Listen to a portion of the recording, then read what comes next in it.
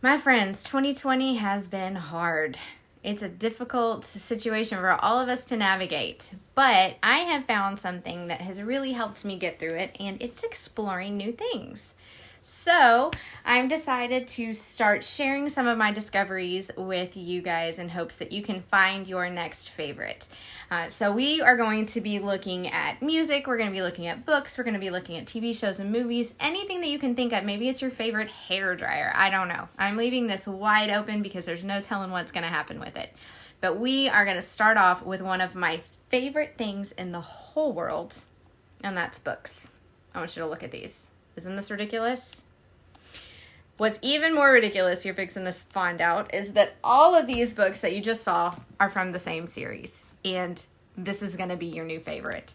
So this is actually book 2 in this series. I'm going to put a picture of book 1 right here so you can see it, because my copy of book 1 got ruined on a cruise. Yes. This is the series I chose to take with me when we went on a cruise to the Caribbean, because it's my favorite. I can't tell you how many times I've read it. At least 7, at least. There are 12 books. One of them is in hardback over there. I didn't move it over here. The series is called The Wheel of Time by Robert Jordan. The first book is called The Eye of the World. The second book is this one, The Great Hunt. And they are fantasy series that follow 3 young teenage boys and 2 girls, all from a small village kind of in the backwoods of nowhere, and their journey basically to save the world. One of these characters has been chosen from the moment of his birth and prophesied about to fight the Dark One and bring back balance, or whatever you want to call it, depending on which universe you're a fan of. If you're a fan of Star Wars, then you're going to say balance to the Force. And if you are Lord of the Rings, it's going to be defeating Sauron. But the Dark One is basically evil incarnate, and he is setting up all of these traps and trying, of course, to destroy our hero. This whole series is fascinating. Robert Jordan's main strength is world building, and he sucks you into this world until before you know it, you would believe every part of it is real. The Wheel of Time is actually the force that governs this particular universe.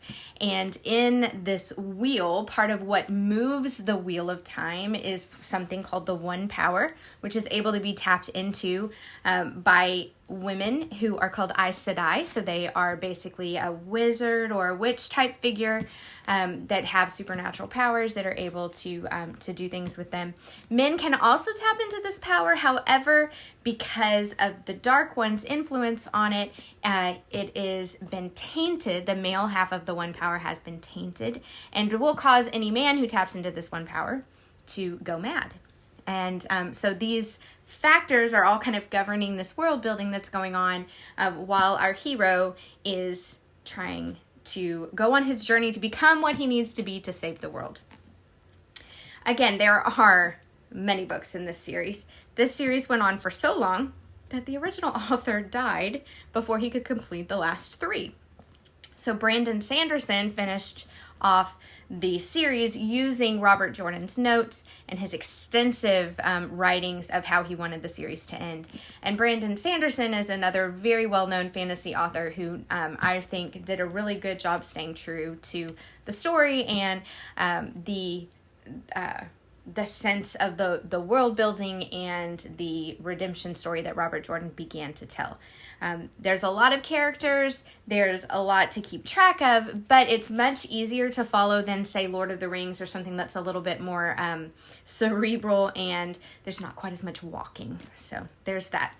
Interestingly, as well, Amazon has recently picked up the rights to the series, and they are in production now and filming a series based on these books. So right now would be the time to get started in a brand new series if you are looking for something to do. So we've got books like The Shadow Rising, The Fires of Heaven, New Spring. This was actually a prequel Jordan wrote before his death. I started reading these books when I was about 15 years old, and back then Mr. Jordan was still writing the books. So every time a new book would come out, I would start back at the beginning, start reading the beginning from the beginning, and then be ready when the next book came out.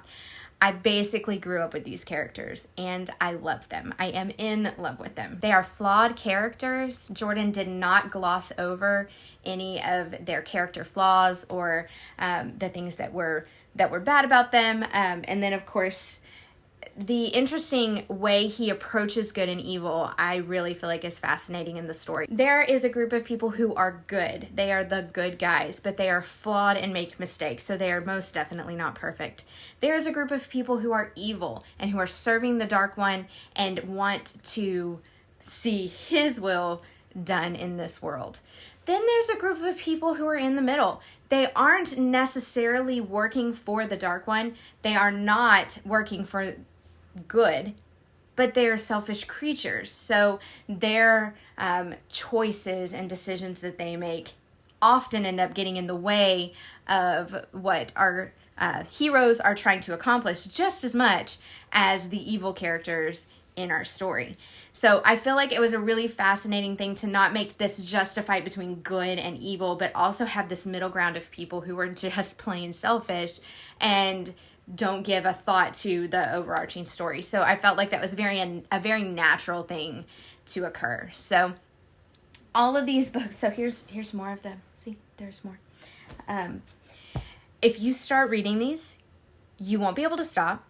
And so I hope that you'll give it a shot, especially if you're needing something to do during your Christmas break, something new to start for your new year. This would be a great series to start. It's very in-depth, obviously, and there's lots of books. But again, it's not quite as difficult to slog your way through as Lord of the Rings or some of our more ancient literature. So it is very modern, and it's very interesting. And his plot development and his characters are very well developed. So I hope that you will give The Wheel of Time a shot, and I really hope that it becomes your new favorite.